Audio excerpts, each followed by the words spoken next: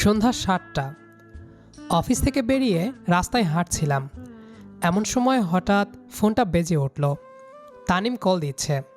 এ সময় ওর কল দেখে একটু অবাক হলাম, কারণ এই শালাকে এমনিতে কল দিলে পাওয়া যায় না, আর আজকে নিজে থেকে কল করেছে। আমি ফোন ধরতেই ও বলল, এই শোন, তুই এখনই আমার বাসায় আসবি, দরকার আছে। আমি হেসে বললাম, তোর দরকার মানেই আবার কোনো ঝামেলা? না রে, সত্যি দরকার, চলে আয়। ওর গলার টোন দেখে মনে হলো সত্যি কিছু আছে, তাই বাসায় না গিয়ে সরাসরি তানিমদের বাসায় চলে গেলাম। কলিং বেল দিতেই দরজা খুলল তানিম। দরজা খুলেই বলল, আয় ভেতরে আয়। ঘরে ঢুকেই দেখি তার ল্যাপটপ টেবিলে খোলা। দেখেই বোঝা যাচ্ছে ইমেইল লিখছে, কিন্তু মেইল লিখতে গিয়েও যেন শেষ যুদ্ধ হেরে এসেছে। চোখ লাল, মুখে বিরক্তি। আমি হেসে বললাম, এই অবস্থা কেন? ভাই, এই একটা ইমেলের যন্ত্রণায় পুরো জীবনটা শেষ। একটু হেল্প কর না ভাই। আমি চেয়ারে বসে মোবাইলটা ঠিক করতে লাগলাম। ও পাশে বসে শ্বাস ফেলতে ফেলতে বলল, একবার এটা ঠিক হয়ে গেলে বাঁচি, নয়তো বস আর আস্থা রাখবে না। 10-12 লাইন ঠিক করতে না করতেই তানিম দরজার দিকে তাকিয়ে চিৎকার করল। এই তাম্মি, 2 কাপ কফি বানিয়ে দে। ভেতর থেকে তাম্মির বিরক্ত গলার উত্তর দিল, তুমি নিচে বানাতে পারো না? আমাকে কেন ডাকছো? আমি পারবো না, নিচে গিয়ে বানিয়ে খাও। আরে, মেল ঠিক করছি, আর শাওনও এসেছে, অন্তত ওর জন্যই আন। আমি ভ্রুকুচকে বললাম, মেইল ঠিক করছি মানে? কাজ তো আমি করছি। এই জন্যই তো কফিটা তোর জন্য বেশি দরকার। হাহা, আমার কথা বললে জীবনেও দিবে না। কিছুক্ষণ পর তাম্মি 2 কাপ কফি নিয়ে এলো। আসতেই প্রথমে আমার দিকে তাকিয়ে মুচকি হেসে বলল, আসসালামু আলাইকুম ভাইয়া, কেমন আছেন? ওয়ালাইকুম আসসালাম, আলহামদুলিল্লাহ ভালো। তুমি কেমন আছো? আমিও ভালো। আজ অনেক দিন পর এলেন যে? হ্যাঁ, তোমার ভাইয়ের চাকরি বাঁচাতে এসেছি। তানিম মাঝখান থেকে বলে উঠল, একদম, না হলে কাল অফিসে আমার জন্য জানাজা হতো। তাম্মি হেসে কফি রেখে চলে গেল। যাওয়ার সময় ওর সাথে চোখাচোখি হলো, যেন কিছু একটা বলতে চাই কিন্তু পারছে না। তাম্মি চলে যেতেই আমি তানিমকে বললাম, তোর বোন খুব শান্ত হয়ে গেছে দেখি, আগের মতো ফাজিল ফাজিল ডায়লগ দেয় না আজকাল। তানিম বিরক্ত মুখে বলল, শান্ত, তুই তো জানিস না, বাইরে ভদ্র, ভেতরে আস্ত একটা বদের হাড্ডি। আমি হেসে মাথা নাড়লাম। মেইলের শেষ 2টা বাক্য ঠিক করে সেন্ড চাপতেই তানিম এমন মুখ করলো যেন পৃথিবীর সব থেকে বড় যুদ্ধ জিতে এসেছে। আহ, বাঁচলাম রে। এখন কফি খেয়ে বাসায় যাব। ঠিক তখনই তাম্মি আবার ঘরে ঢুকলো। হাতে ছোট একটা প্লেট, তাতে বিস্কুট, মুখে হালকা হাসি। ভাইয়া শুধু কফি খাবেন, আর কিছু খাবেন না? তাই নিয়ে এলাম। আরে দরকার ছিল না। জানি, তবু আনলাম। ওর হাসিটা আজ অন্যরকম লাগছিল, যেন আগে সেই ছোট্ট ফাজিল মেয়েটা কোথায় হারিয়ে গিয়ে অন্য কেউ ফিরে এসেছে। আমি কফি খেতে খেতে বললাম, তুমি আগের মতো দুষ্টুমি করো না এখন? তাম্মি চোখ নামিয়ে ফিসফিস করে বলল, দুষ্টুমি করলে তো কেউ রাগ করে। তারপর একটু থেমে আবার তাকিয়ে বলল, কেউ যদি রাগ না করতো তবে হয়তো করতাম। কথাটা বলেই দ্রুত বাইরে চলে গেল। আমি হতবাক হয়ে তানিমের দিকে তাকালাম। একে পাত্তা দিস না, ও আজকাল খুব ইমোশনাল হয়ে গেছে, এসব বলে ফাঁদে ফেলার ধান্দা। কিন্তু আমার মনে হচ্ছিল বিষয়টা ঠিক তার চেয়েও গভীর। আমি রান্নাঘরের দিকের ছায়ায় তাম্মির নিঃশব্দ দাঁড়িয়ে থাকা দেখতে পেলাম। দূর থেকে সে আমার দিকেই তাকিয়েছিল, চোখে এক ধরনের লুকানো আবেগ। পরের দিন সকালে ঘুম ভাঙতেই মাথায় গতকালের কথা একবারও আসেনি, এমনকি তাম্মির কথাও না। কারণ সত্যি বলতে ওকে নিয়ে আমি তেমন কিছু ভাবিই না। যতদিন তানিমের বাসায় গেছি, তাম্মি শুধু বন্ধুর বোন হয়েই থেকেছে আমার কাছে। আজও অফিসের প্রস্তুতি নিতে নিতে মাথায় ছিল প্রজেক্ট মিটিং। নিজের ব্যক্তিগত জীবনেও ব্যস্ততা নেহায়েত কম নয়। অফিসে ঢুকতেই বিভিন্ন ঝামেলা। কেউ বলছে রাউটার নষ্ট, কেউ বলছে নতুন লোক এসেছে, সেই নিয়ে আলোচনা। সকাল 10টা থেকে দুপুর 1টা পর্যন্ত কাজের চাপেই ডুবে রইলাম। তাম্মি বা গতকালের কথা মাথায় একবারও এলো না, মনোযোগী ছিল না ওদিকে। 4টার দিকে ফোন বেজে উঠল। তানিম। ওহ, আজ বাসায় আসবি? বিরিয়ানি রান্না হয়েছে। না রে, আজ পারবো না। তাম্মি বলতেছিল, কারণ ওই আজকে বানাইছে। ওকে বলিস আজ আমার কাজ আছে, অন্য কোনো দিন খাবো। একদম স্বাভাবিকভাবে কথাটা বললাম। কোনো বিশেষ কিছু মনে হলো না, কারণ তাম্মিকে কেন্দ্র করে আমার জীবনে এখনও কোনো বিশেষ কিছু ঘটেনি। সন্ধ্যায় ক্লান্ত হয়ে বাসায় ফিরলাম। রাতের খাবার খেলাম, নেটফ্লিক্সে কিছু দেখলাম, তারপর ঘুম। তারপর কেটে গেল প্রায় 10 থেকে 12 দিন। জীবন তো থেমে থাকে না, কাজ, টেনশন সব কিছু চলতে থাকে তার নিয়ম মাফিক। এই 10-12 দিনে তানিম কয়েকবার বলেছে যাওয়ার কথা। আমি সবসময় বলেছি পারবো না রে, আজ কাজ আছে, ক্লান্ত লাগছে, অন্য দিন। এভাবে এড়িয়ে গেছি। কিন্তু একদিন তানিম বলল, জানিস, তাম্মি কেমন চুপচাপ হয়ে গেছে। আগে তো কত আমাকে খ্যাপাতো, জ্বালাতো, এখন আর কিছুই বলে না। ভালোই তো, শান্ত হয়েছে। শান্ত মানে? ওর এমন শান্ত ব্যবহার আমার একদম ভালো লাগে না। ও হাসি খুশি থাকলেই মনে হয় পুরো ঘরটা আলোকিত হয়। আরে ব্যাপার না, হয়তো কোনো কিছু নিয়ে আপসেট আছে। তুই গিয়ে জানার চেষ্টা কর, দেখ কি হয়েছে। তারপর আরও কিছুক্ষণ কথা বলে ফোন রেখে দিলাম। আমি তখনও বুঝিনি এখান থেকেই গল্পের মোড় বদলাতে শুরু করেছে। কিছুদিন পর আমি তানিমদের বাসায় গেলাম, খুব সাধারণভাবে। তাম্মিকে দেখে মনে হলো কেমন যেন পরিপক্ক হয়ে গেছে।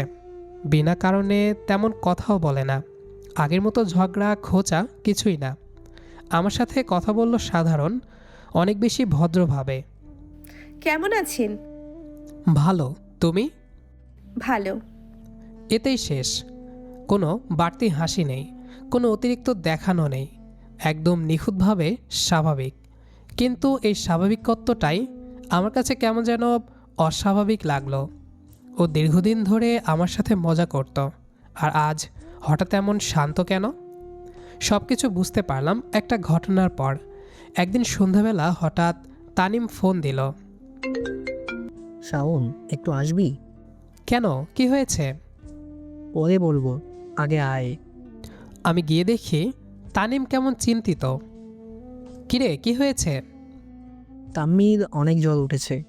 সোজা কথাই, ও কদিন ধরেই কথা কম বলছে, খাওয়া দাওয়াও ঠিকমতো করে না, জ্বরের ঘরে কেবল তোর নামই বলছে। আমি ভীষণ অবাক হয়ে বললাম, আমার নাম? আমি রুমের দরজায় দাঁড়াতেই দেখলাম তাম্মি বিছানায় শুয়ে আছে। চেহারা একটু ম্লান, চোখগুলো ফোলা, চোখের নিচে কালো দাগ পড়ে গেছে। দেখে বোঝা যাচ্ছে অনেক রাত ঘুমায়নি। আমাকে দেখে আস্তে করে হেসে উঠল। সে হাসিতে কোনো দুষ্টুমি নেই, একটা নরম অনুভূতি। মনে করছিলাম আপনি আসবেন না। কেন? আপনি তো এখন আসেন না। কিছুক্ষণ চুপ, তারপর, আপনি না আসলে আমার মন খারাপ হয়। এটা ছিল সেই মুহূর্ত যখন প্রথমবার বুঝলাম এতদিন ধরে ও আমাকে পাত্তা দিত, খ্যাপাতো, যত্ন নিত, সব কিছুই অন্য কারণে ছিল। আমি নিঃশব্দে বসে রইলাম। তাম্মি চোখ বন্ধ করে বলল, আপনাকে কিছু ভাবতে হবে না, শুধু জানালাম। এটা বলেই ও চুপ হয়ে গেল। টুইস্টটা ঠিক সেভাবেই এলো যেভাবে জীবনে আসে, হঠাৎ, নিঃশব্দে, কোনো ঘোষণা ছাড়া। আর সেই গাম্ভীর্যপূর্ণ শান্ত স্বীকারোক্তির পর আমার জীবনের গতিপথ নরমভাবে বদলে গেল। তাম্মির সেই রাতে বলা কথাগুলো আমাকে অবাকও করেছিল, থমকেও দিয়েছিল। ওর কণ্ঠে কোনো নাটক ছিল না, ছিল না বাড়তি আবেগ, ছিল শুধু সরল, শান্ত, নিশ্চুপ সত্য। কিন্তু সেদিনের পর আমি কোনো তাৎক্ষণিক প্রতিক্রিয়া দেইনি, কারণ আমি বুঝেছিলাম কোনো মেয়ে যখন নিজের অনুভূতি এত সহজভাবে বলে ফেলে সেটা হঠাৎ করে নয়। আর এই সব কিছুর মাঝেই আমার দায়িত্ব ছিল তাড়াহুড়ো করে কোনো সিদ্ধান্ত না নেওয়া। কিছুদিন পার হলো, জীবন আবার স্বাভাবিক গতিতে ফিরে গেল। তাম্মির জ্বর ভালো হয়ে গেছে, তানিমের বাসায় নিয়মিত যাওয়া শুরু হলো। তবে এবার আমি আগের মতো নির্দ্বিধায় ঢুকি না। একটা লজ্জা, একটা সংকোচ, আবার একই সাথে এক ধরনের অদ্ভুত শান্তি থাকে তাম্মির সাথে কথা বললে। তাম্মিও আগের থেকে অনেক বেশি চুপচাপ, কিন্তু চোখে সেই একই অনুভূতির নরম আলো থাকে। মনে হয় ও কিছু বলতে চায় কিন্তু বলে না, শুধু দেখেই যায়। আর আমি প্রতিবার ওর এই নীরব আচরণে চুপ হয়ে যাই। এক সন্ধ্যায় অফিস শেষে তানিমের সাথে কফি খাচ্ছিলাম। হঠাৎ তানিম বলল, তোকে একটা কথা বলি। বল। তাম্মি আগের মতো নেই। চেহারা হাসে, কিন্তু মন হাসে না মনে হয়। ভেবে পাচ্ছি না কেন এমন করছে। আমি থমকে গেলাম। তানিম জানে না কারণটা আসলে আমি। পরের কটা দিন আমি ঠিকমতো নিজের কাজেও মন দিতে পারলাম না। নানান চিন্তা মাথায় ঘুরছে। আমি কি পারবো ওকে সুখ দিতে? আমি কি সত্যি ওকে যতটা সম্মান দিতে পারবো ততটা যত্নের দাবিদারও? বন্ধুর বোন, এটা কি ঠিক হবে? তানিম কি ভাববে? অসংখ্য প্রশ্ন। কিন্তু একটা ব্যাপার বারবার মনে হচ্ছিল, যে মেয়ে নিজের অনুভূতি সাহস করে বলে সে নিশ্চয়ই একটা শক্ত সম্পর্কের যোগ্য। এবং সবচেয়ে বড় কথা, ওর নীরব ভালোবাসাটা আমাকে বদলে দিচ্ছিল। একদিন হঠাৎ নিজের মনেই সিদ্ধান্ত নিলাম, এটা লুকিয়ে রাখার মতো ব্যাপার না। যার সাথে আমার সব থেকে স্বচ্ছ সম্পর্ক, যে আমার ভাইয়ের মতো, তাকেই প্রথম জানাতে হবে। রাতে তানিমকে কল দিলাম। তোর বাসায় আসছি, একটু দরকার আছে। আচ্ছা আয়। দরজা খুলতেই তানিম বলল, কিরে, মুখটা এমন টেন্সড কেন? আমি কিছুক্ষণ চুপ করে থাকলাম। কিভাবে শুরু করব বুঝে উঠতে পারলাম না। হঠাৎ বলেই ফেললাম, তোর সাথে একটা গুরুত্বপূর্ণ কথা আছে তাম্মি নিয়ে। তানিম ভ্রু কুঁচকাল। কি কথা? আমি গভীর শ্বাস নিলাম। আমি ওকে বিয়ে করতে চাই। এক মুহূর্তের জন্য ঘর নিঃশব্দ হয়ে গেল। তানিম স্থির চোখে তাকিয়ে থাকলো, যেন বুঝতেই পারছে না কি শুনল। 10 সেকেন্ড, 20 সেকেন্ড, তারপর ধীরে ধীরে তার মুখে হাসি ফুটতে শুরু করলো। তুই কি সত্যি বলছিস? হ্যাঁ, খুব ভেবেচিন্তে বলছি। তোর বোনকে শুধু পছন্দ না, আমি মনে করি ওর সাথে একটা জীবনের সম্পর্ক হতে পারে। আমি ওকে সম্মান করব, সাপোর্ট করব, খুব ভালো রাখবো ইনশাআল্লাহ। তানিম উঠে এসে আমার কাঁধে হাত রাখলো। আমি জানতাম এমন কিছুই হবে। আমি এতটাও বোকা না যে তোদের চোখের লুতুর পুতুর বুঝতে পারবো না। মানে? আমি অনেক আগেই বুঝে ফেলেছিলাম তাম্মি তোকে পছন্দ করে। তুইও করিস, কিন্তু মুখে বলিস না। শাওন সাথে আরও বলল, শাওন, তুই আমার বোনের জামাই হবি, ভাবতেই কেমন জানি লাগে। কিন্তু একটা কথাই বলবো, আমি তোকে বিশ্বাস করি। যদি তোদের দুজনের মনে কোনো সমস্যা না থাকে তাহলে আমি রাজি, 100 বার রাজি। আমি স্বস্তির হাসি দিলাম। ঠিক তখনই তাম্মি ভেতর থেকে বের হয়ে এলো। ও বুঝতেই পারেনি আমরা কি নিয়ে কথা বলছি। স্বাভাবিক কণ্ঠে বলল, চা বানাবো? তানিম চোখ টিপ মেরে বলল, হ্যাঁ বানা। আর শোন, চিনি দুধ একটু বেশি দিস। বাড়ির ফিউচার জামা। আমি তাড়াতাড়ি তানিমের মুখ চেপে ধরলাম, যেন কিছু বলতে না পারে। তাম্মি হতভম্ব, কিছুই বুঝতে পারছে না। তার অজান্তেই তার ভবিষ্যৎ বদলে যাওয়ার সময় শুরু হয়ে গেল। তানিম সেই রাতেই বাসায় সবাইকে জানিয়ে দিল, মা, আমি চাই তাম্মিকে শাওনের সাথে বিয়ে দিতে। আমার দেখা মতে ও খুবই ভালো একটা ছেলে। অবশ্য শাওন রাজি ছিল না, কিন্তু আমি বলাতে রাজি হয়ে গেল। তাম্মি থমকে দাঁড়িয়ে গেল। মুখে অবাক, লজ্জা, ভয়, আনন্দ সব মিশে এক অদ্ভুত হাসি। ও মাথা নিচু করে ফেলল। লাল হয়ে যাওয়া মুখটা দেখেই বোঝা যাচ্ছিল ও কখনো ভাবেনি আমি এত তাড়াতাড়ি এভাবে ভেবে ফেলব। তাম্মির মা খুশিতে দরজা থেকে বের হয়ে এলেন।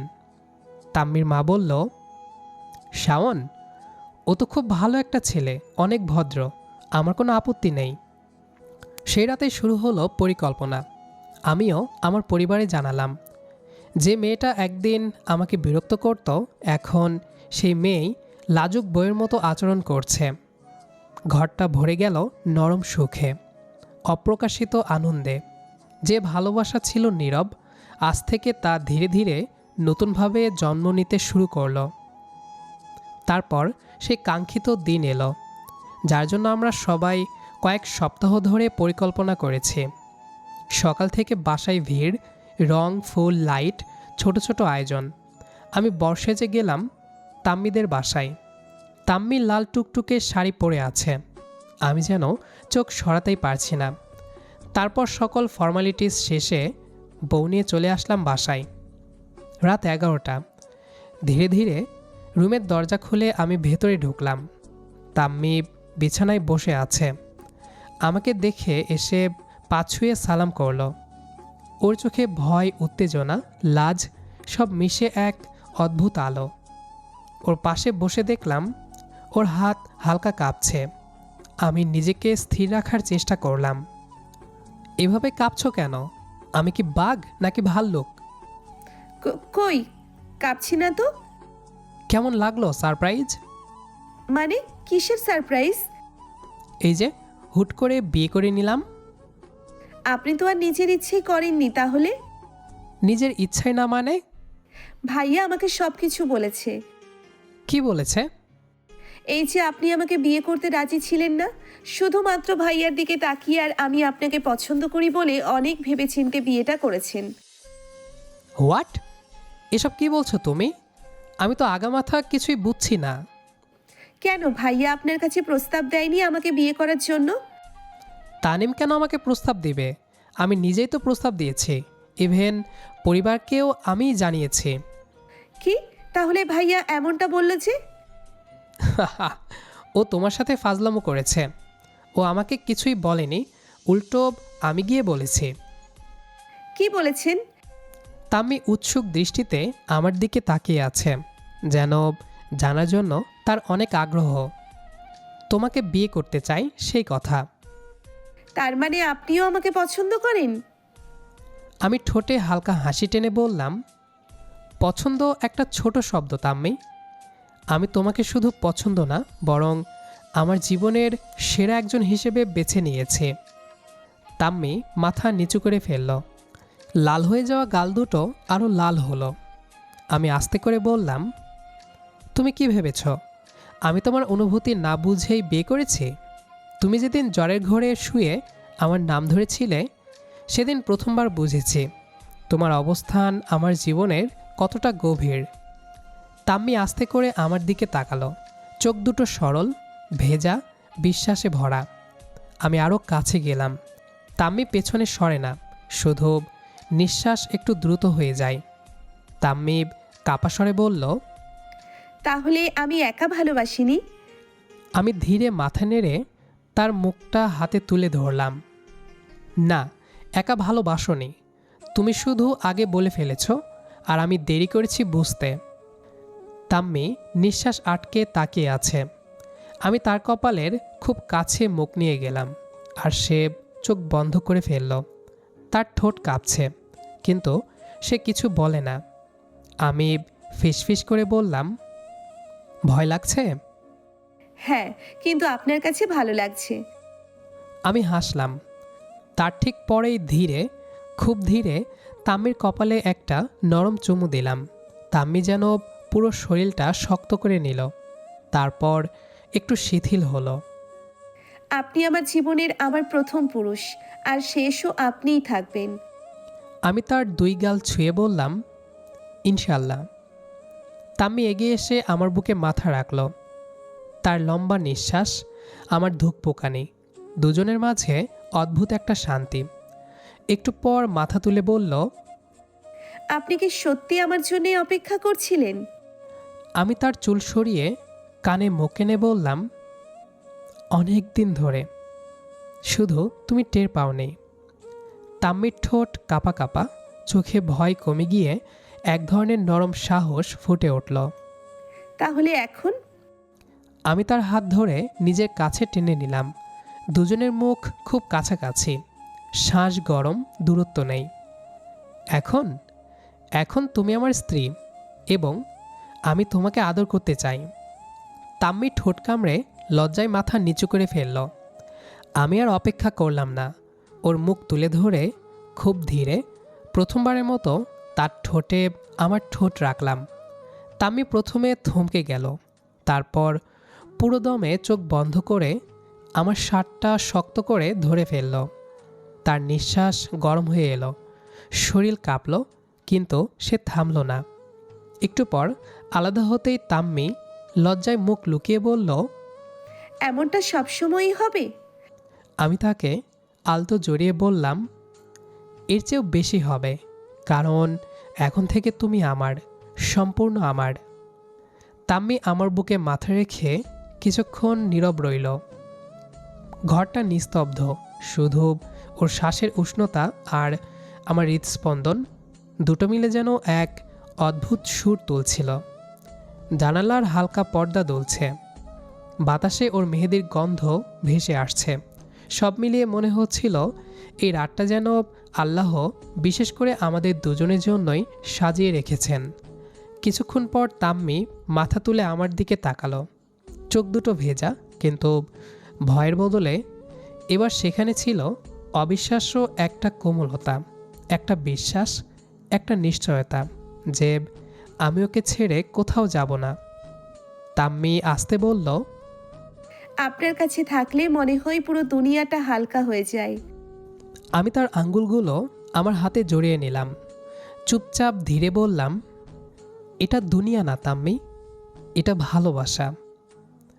তাম্মি হাসল, একটা ক্ষুদ্র লাজুক হাসি, কিন্তু সে হাসির ভেতরেই লুকিয়ে ছিল একটা অনুভূতি, যতটা ভাষায় বলা যায় না। ওর মাথার ওপর হাত বুলিয়ে দিলাম। ও চোখ বন্ধ করে আমার দিকে একটু কাছে সরে এলো, যেন আমার বুকে গিয়ে পুরোটা ডুবে থাকতে চাই। ওর চুলে হাত রাখতেই তাম্মি ফিসফিস করে বলল, আমি কখনো ভাবিনি আপনাকে কোনোদিন এতটা কাছ থেকে এভাবে অনুভব করব। আর আগে তো তুমি তখন ফাজিল ছিলে। তাম্মি আমার বুকের ওপর হালকা ঘুষি মেরে বলল, এখনো আছি। আমি আস্তে আস্তে তার মুখটা ঘুরিয়ে নিজের দিকে আনলাম। নরম গলায় বললাম, না, এখন তুমি আমার স্ত্রী, আর আমার কাছে তোমার প্রতিটা দুষ্টুমিই সুন্দর। তাম্মি চোখ নামিয়ে ফেলল, গাল দুটো আবার টকটকে লাল। ওর লজ্জাটা এমন ছিল যেন চাইলেও না তাকিয়ে থাকা যায় না। আপনি কি সারা জীবন এভাবেই আমাকে দেখবেন? আমি তার থুতনিটা তুলে চোখে চোখ রাখলাম। সারা জীবন? আমি যদি 100 বছর বাঁচি, তবুও তুমি আমার চোখে ঠিক আজকের মতোই থেকে যাবে। তাম্মি হালকা কাঁপল, তারপর আমার কাঁধে মুখ লুকিয়ে কাঁপা কাঁপা স্বরে বলল, আপনি আমাকে এতটা সুখ দেবেন ভাবতেও পারিনি। আমি তাকে আরও শক্ত করে জড়িয়ে ধরলাম। তোমার সুখটাই এখন আমার দায়িত্ব। আপনি জানেন আমি সব সময় আপনার জন্যেই দোয়া করেছি, যেন আপনি সুখে থাকেন, হাসি খুশি থাকেন। আমি ওর মাথায় চুমু দিলাম, ধীরে বললাম, আমি দেরি করেছি, কিন্তু ভুল করিনি। তোমাকে বেছে নেওয়া আমার জীবনের সেরা সিদ্ধান্ত। তাম্মি আমার হাত ধরে নিজের গালে রাখল। ওর চোখে তখন এমন এক নরম দীপ্তি, যা প্রেমের থেকেও গভীর নিশ্চয়তা, নিরাপত্তা আর অশেষ বিশ্বাসের আলো। আমি আপনাকে অনেক অনেক ভালোবাসি। আমি তার কপালে ঠোঁট ছুঁয়ে দিলাম, আর আমি তোমাকে তার থেকেও বেশি ভালোবাসি। ঘরটা ধীরে ধীরে শান্ত হয়ে গেল। বাইরের রাত আরও গভীর হলো, কিন্তু আমাদের দুজনের হৃদয়ের ভেতর আলো জ্বলে উঠল একটা নতুন জীবনের, নতুন প্রতিশ্রুতির, নতুন ভালোবাসার আলো। তাম্মি আমার বুকে মাথা রেখে ঘুমিয়ে পড়ল, আর আমি সেই মুহূর্তে নিশ্চিত হলাম, হাজার ঝড় আসলেও এই মেয়েটাকে আমি কখনো হাতছাড়া করব না। সকালে চোখ খুলতেই দেখি জানালার পর্দা দিয়ে কোমল রোদ ঢুকছে। ঘরটার ভেতর কোথা থেকে যেন হালকা কফির গন্ধ। একটু পরে দেখি সে দরজার ফাঁক দিয়ে উকি দিচ্ছে, চুল এলোমেলো, মুখে সেই চেনা দুষ্টু হাসি। শুভ সকাল, উঠুন, গরম গরম কফি এনেছি। আমি কিছু বলার আগেই সে জানালার পাশে গিয়ে দাঁড়ালো। শাড়ির আঁচল হাওয়ায় নড়ে উঠছে। মনে হলো পুরো ঘরটা এক মুহূর্তের জন্য থমকে গেল।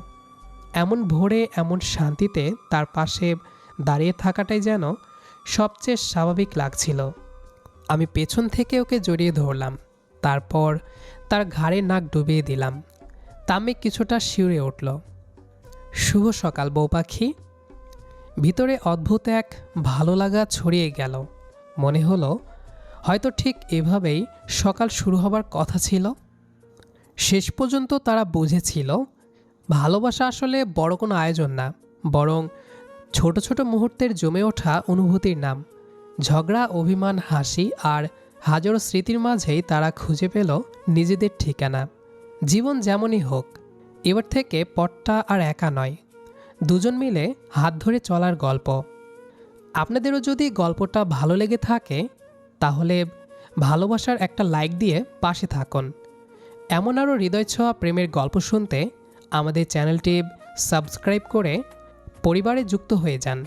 কারণ প্রতিটি গল্পের শেষে নয়, এখান থেকে শুরু হয় নতুন আরেকটা গল্প।